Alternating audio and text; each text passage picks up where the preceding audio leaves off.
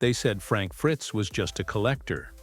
But what they didn't know, what no one could have imagined, was the empire he built behind closed doors. When authorities found Frank lifeless in his home, the world gasped. But it wasn't just the shock of his passing that stunned people. It was what he left behind. In a dusty garage behind his modest Iowa home lay a treasure trove no one saw coming. Over 75 vintage motorcycles, some so rare that even seasoned collectors didn't believe they existed. And then came the crown jewel, an unreleased 1947 Indian Chief prototype, a machine worth more than $250,000. But the motorcycles were just the beginning. In a locked drawer inside that same garage, they found something more powerful than any engine: handwritten journals, thick with emotion and guarded secrets. Within them, Frank revealed not only why he was forced out of American pickers, but also the betrayal he endured, and the powerful figures who tried to strip him of a $6 million fortune he'd quietly built. It was a confession of pain, loyalty, and war behind the scenes. A man battling giants while the cameras smiled. Frank's story didn't start with fame. It started in Davenport, Iowa in 1963, where even as a kid, he was unlike anyone around him. While other children obsessed over bikes or baseball, Frank found value in forgotten things: rocks, stamps, even used beer cans. He had a collector's eye long before he knew what to do with it. His obsession ran deep. He once admitted he collected staples off school assignments. That wasn't just quirky, it was prophetic. He saw beauty and value where others saw trash. Even razor blades, strange as it seemed, fascinated him for the story they carried. School was never Frank's passion, but fate had its way of aligning things. In 8th grade, he met Mike Wolfe, his future co-star and partner in picking. The two boys bonded over a shared hunger for the forgotten. They'd spend weekends combing through flea markets and garage sales, always looking for stories wrapped in rust. But while Mike had big dreams, Frank took a different path. He became a fire inspector, serving parts of Iowa for over 2 decades. Still, his passion for collecting never faded. At just 16, he dropped over $4,000 on a 1964 Harley-Davidson, an outrageous move at the time. But Frank didn't see a motorcycle. He saw legacy. As he grew older, his garage grew too, eventually housing over 100 motorcycles. He wasn't just building a collection, he was building a fortress of culture. He spent countless nights in that barn, polishing chrome and memorizing engine histories. And every year, he made the pilgrimage to Sturgis, earning respect in the biker world long before Hollywood came calling. Frank didn't just collect things, he resurrected them. He believed every object had a soul, and it was his mission to save it. While inspecting fire sites, he'd quietly collect vintage alarms, helmets, and firefighting tools left behind. His job wasn't just about safety reports, it became a quiet excavation of forgotten American history. And, unknowingly, he was training for something far greater. His attention to detail, sharpened by years of building walkthroughs, gave him a unique edge in the antique world. He didn't guess. He calculated. That gift made him irreplaceable. Then came the turning point. A simple buy. A tiny fraternal badge purchased for $115, sold for $1,450. That one moment rewired his mind. His instincts weren't just hobbies anymore. They were assets. And he leaned in. By 2002, he left fire inspection and opened Frank's Finds in Savannah, Illinois. Housed in an old opera house with a dive bar, it wasn't your typical store. It was a time capsule. Smelled musty, sure. But for those who understood, it was holy ground. Inside that shop were antique toys, firefighting memorabilia, vintage oil cans, and echoes of the past. Visitors either dismissed it or fell in love. The aisles were tight, the lighting was dim. But that was Frank's vibe. Raw, real, and wrapped in nostalgia. It became his sanctuary, and it attracted not just collectors, but people searching for meaning in forgotten things. Meanwhile, Mike Wolf was chasing his dream. Armed with a handheld camera, he began filming their picking trips. He believed their backroad adventures could be television gold. Frank? He wasn't so sure. He liked his store. It was safe. It was home. But then it happened again. Another jackpot. He bought a fraternal badge for $15, flipped it for $475. That feeling? It hit like lightning. Combine that rush with Mike's persistence, and Frank finally agreed. He shut the shop doors and hit the road. They didn't know it yet, but they were about to redefine reality television. American Pickers premiered in 2010 and was an instant phenomenon. The first episode drew over 3 million viewers, one of History Channel's biggest debuts. Suddenly Frank, the calm, grounded counterbalance to Mike's energy, was famous. His quiet confidence and deep knowledge turned viewers into fans. And it wasn't long before crowds followed. At the California Surf Museum, hundreds showed up just to meet him. He looked baffled and asked, "What are all these people doing here?" But he stayed for hours, signing autographs for every last one of them. A star had been born, not because he chased fame, but because he stayed true to who he was. And with fame came fortune. Frank's net worth ballooned into the millions. He bought real estate in both Illinois and Iowa, reportedly including secluded properties with custom garages built specifically for his motorcycle collection. He was known to favor luxury pickups like the Ford F-250 Platinum Edition and had been spotted wearing high-end watches, including the Rolex Explorer 2, a nod to his adventurous spirit. He didn't flaunt it, but his tastes had evolved. Frank also protected his fortune wisely. Industry insiders confirmed he held layered insurance across health, assets, and career interruption policies, standard for reality TV stars with niche expertise. He even invested in local businesses, including custom automotive shops and antique restoration ventures. He wasn't loud about his success, but he was smart. And that's where his legacy becomes a blueprint. Frank taught us that passion, when nurtured with precision, becomes a fortune, not overnight, not by accident, but through vision, loyalty, and grit. They weren't just two guys in a van chasing antiques, they were chasing time itself. And back in those golden days, when Frank Fritz and Mike Wolf rolled across the country in a white Mercedes turned Ford Transit, it was more than just television. It was unscripted magic. Their chemistry lit up screens nationwide. Frank with his quiet intensity and encyclopedic knowledge of collectibles, and Mike with his boundless enthusiasm and laser focus on old motorcycles. Audiences didn't just watch American Pickers. They felt like they were riding along.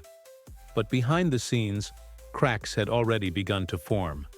And one of the most heart-wrenching truths? Frank's lifelong health battle. Crohn's disease isn't something you see, but for Frank, it was a constant storm. Diagnosed in his 20s, it haunted him for over 36 years. Even as the cameras rolled and he delivered sharp one-liners or lit up at a barn find, he was fighting pain, fatigue, and fear. Millions watched him, never knowing the toll. His love for motorcycles wasn't a phase. It was his anchor. As a teenager, his first bike was a 1964 Harley-Davidson, and that was just the beginning. Over decades, he built a dream collection, 35 vintage motorcycles that today would be valued at well over $1.5 million. Among them, rare British bikes like a Vincent Black Shadow, a BSA Gold Star, and a Triumph Bonneville, each worth tens of thousands. But the crown jewel? The Von Dutch X AVW, an eccentric fusion of Harley and Volkswagen mechanics, hand-painted by the legendary Von Dutch himself. Frank had seen it in a magazine as a teen, and decades later found it at a dusty yard sale. That was Frank's magic. He didn't just collect things, he uncovered living history. And with that love came generosity. In 2013, Frank published How to Pick Vintage Motorcycles, a heartfelt guide for amateurs and dreamers. It wasn't about profit, it was about legacy. That same legacy extended to firehouse memorabilia, brass extinguishers, vintage helmets, alarm boxes. Not because they were flashy, but because they mattered. He saw value in what others tossed away. But even passion has its limits. In 2017, a public incident shattered his polished image. Pulled over for erratic driving, Frank admitted to drinking and taking Xanax for anxiety. He failed sobriety tests and took a plea deal. But that wasn't the whole story. He later confessed the pressure of being watched non-stop had eaten away at him. Always being judged, always being followed. Fame had turned into a trap. Then came the unspoken fallout with Mike Wolfe. For fans, they were brothers. But in reality, they drifted apart. Frank said they hadn't talked in 2 years. After his back surgery, Mike didn't even call. That silence hurt more than the surgery itself. Frank compared it to being in a band with Steven Tyler. No matter how hard you play, you're never the front man. And when Mike finally posted online about missing him, Frank called it out. "Fake," he said. "Probably written by someone else." But even that bitterness masked something deeper. Heartbreak. A flicker of hope came in 2023, when they reunited, briefly over Memorial Day. But by then, time had taken its toll. Frank was no longer the man fans had known. His real estate holdings showed how far he had come. His Iowa farmhouse, once valued under $150,000, had transformed into a 2,600 square foot estate with workshop barns, vintage garages, and motorcycle storage estimated at nearly $800,000. He'd also quietly purchased land in rural Iowa, valued at around $450,000 for storing his collection and future restoration plans. A modest but deeply personal empire. Not lavish, but meaningful. Frank's net worth had once soared past $6 million during his peak with American Pickers. But by 2022, between medical expenses, legal costs, and time away from work, estimates placed it around $3 million. Future projections? Without a miracle comeback, it was expected to stagnate. What once looked like a thriving legacy was now at risk of dissolving into memory. His lifestyle, though quieter than many Hollywood stars, still included a few indulgences. He owned a rare 1957 Chevrolet Nomad, a collector's dream, valued at $75,000. He had also been seen driving a classic 1966 Ford F100 and a BMW R100 RT motorcycle. While he didn't flaunt wealth with designer watches or private jets, he did own a Rolex Explorer, discreet, functional, and elegant, just like him. But none of that mattered after July 14, 2022. That morning, a friend found Frank lying unresponsive on the floor of his farmhouse. He couldn't speak. He couldn't move. It was a massive stroke. One moment, everything changed. Rushed to the hospital, doctors did what they could, but the damage was severe. Weeks in intensive care led to months in a nursing home. Then came the round-the-clock care. Physically, emotionally, and mentally, Frank was never the same. Fans who remembered his booming laugh and careful eye now struggled to recognize him. But still, some held on. To hope, to memory, to the man who once turned dusty barns into treasure troves and taught millions the art of seeing beauty in the forgotten. Behind the celebrity, there was always a man trying to hold it all together. A man who wanted to be remembered not for the fame, but for the passion. Sometimes the greatest tragedy isn't the fall. It's how quietly it happens. One minute you're at the top, and the next, you're a headline no one wants to read. And for Frank, that descent didn't come with fanfare. It came with silence. The stroke was the final chapter in a life already written in hardship and hidden battles. And while the cameras had stopped rolling, His story hadn't ended. Not really, because somewhere out there, someone is still reading his book. Someone is still restoring an old bike using his tips. And someone still remembers how a quiet man in a van made them feel seen. And the heartbreak didn't end with financial stress. Frank's physical decline was brutal. His close friend Jerry Jandro described scenes that were emotionally crushing. Frank, once so full of motion and voice, now couldn't lift an arm. He couldn't speak like he used to. But the most painful part? He knew what was happening. He understood the finality. He gave up, Jerry said softly. I think he would have lasted longer if he hadn't. Then came the call no one was ready for. On September 30th, 2024, Mike Wolfe rushed to Frank's bedside. Their history was complicated. Years of partnership, falling outs, and reconciliation. But when it mattered most, Mike was there. Holding his friend's hand, rubbing his chest, whispering words that softened years of silence. I love you, Mike said. Go find your mom. At 8:50 p.m., Frank slipped away. And with him went an era, a collector's heart, a man whose legacy wasn't just in antiques, but in how deeply he cherished them. But just when the grief was settling in, the world discovered a secret Frank had kept close. An astonishing treasure trove. Hidden in his old garage were over 75 vintage motorcycles, some untouched, others rusting but rich with history. There was a 1922 Ace 4, originally bought for $45,000 on American Pickers, now valued at nearly $200,000. A 1939 Indian 4 Aristocrat, worth over $115,000.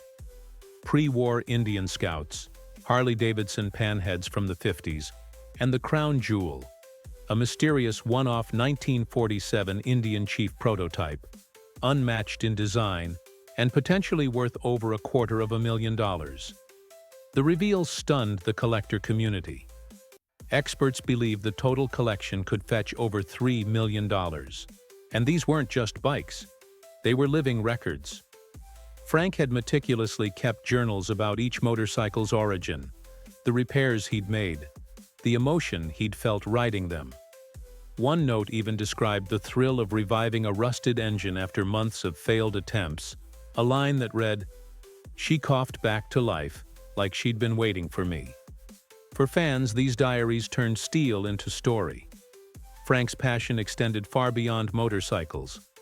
One of his boldest finds was a beat-up van from Massachusetts, the original touring van used by Aerosmith in their earliest days. Found in 2018 and bought for $25,000, Frank and Mike restored it. When the band saw it in 2019, Joe Perry and Ray Tabano were floored. Tabano even teared up, saying, "That van carried our dreams." It was a time capsule on wheels, and Frank had given it new life. He wasn't afraid of collecting the bizarre either.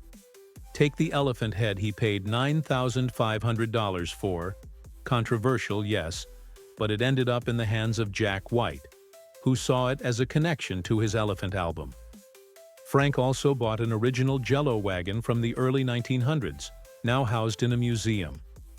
From old American diners to rare sci-fi memorabilia, Frank had an eye for underappreciated magic. One of his most surprising finds? 4 early Yoda prototypes, later verified as authentic 1978 Lucasfilm creations. Originally thought to be fan-made, these quirky pieces now command over $6,000 each. But amid the celebration of his life and legacy, a legal storm erupted. In February 2025, Frank's father, William "Bill" Fritz, filed a lawsuit claiming the 2023 will was fake. That will, which left the majority of Frank's estate to friends and caregivers, excluded Bill entirely. He asserted that as Frank's only surviving relative, he should inherit everything. More troubling, he argued that Frank wasn't mentally or physically capable of signing a legal document after his 2022 stroke. Bill's case paints a painful picture of estrangement and missed moments. A father once close, now sidelined and suspicious. As this courtroom drama unfolds, the world waits, hoping for clarity but bracing for another wave of heartbreak. Behind the emotional storm, there's another layer: the financial empire Frank quietly built and nearly lost. His lifetime net worth peaked at around $6 million, but had he not needed medical intervention, it could have soared past $10 million. With over $2 million in real estate, including a sprawling Iowa farmhouse filled with memorabilia and workshop tools, Frank's physical footprint was as rich as his collections. His private collection of watches included a vintage Rolex Daytona, worth over $40,000, and a rare Tag Heuer Monaco from the early 70s. Though Frank never flaunted luxury cars, he owned a fully restored 1966 Lincoln Continental and a rare 50s Ford F-100 pickup, both in mint condition. He wasn't just a collector. He was a calculated investor. Over the years, Frank partnered with antique shops, launched a private memorabilia auction firm, and had a silent ownership stake in a small motorcycle restoration company in Illinois. These ventures didn't just fund his passions, they became long-term revenue streams. What many didn't know is that Frank also had comprehensive insurance on many of his collectibles, including rare item protection that valued certain bikes above market price. His health insurance, post-stroke, included high-risk coverage, the kind typically reserved for public figures with known conditions. That policy alone cost over $20,000 a year, but it proved critical in his final months. So what can we learn from Frank's journey? For one, wealth doesn't always shield you from pain, but smart planning can soften the blow. Diversification saved parts of Frank's estate. His collectibles appreciated even when his health declined. His real estate held value even as cash flow vanished. And through it all, Frank never stopped finding joy in the hunt. That's a lesson in passion and patience. Buy what you believe in. Hold on to what matters. And never underestimate the value of a story behind an object. As the court decides who truly owns Frank's legacy, the world already knows the truth. His real treasure wasn't just what he collected, it was how he collected. Every dusty sign, every squeaky engine, every bizarre relic was a love letter to America's forgotten past. Frank didn't just save history, he made it personal. And now, piece by piece, the world gets to hold that story in their hands. And that's a wrap on one of the most unforgettable chapters in Hollywood's hidden history. From Frank Fritz's rare motorcycle vault to the legal storms that followed, his story was more than TV drama. It was real, raw, and full of heart. If you were surprised, touched, or just plain amazed, hit that like button, drop a comment below, and don't forget to subscribe for more jaw-dropping celebrity deep dives.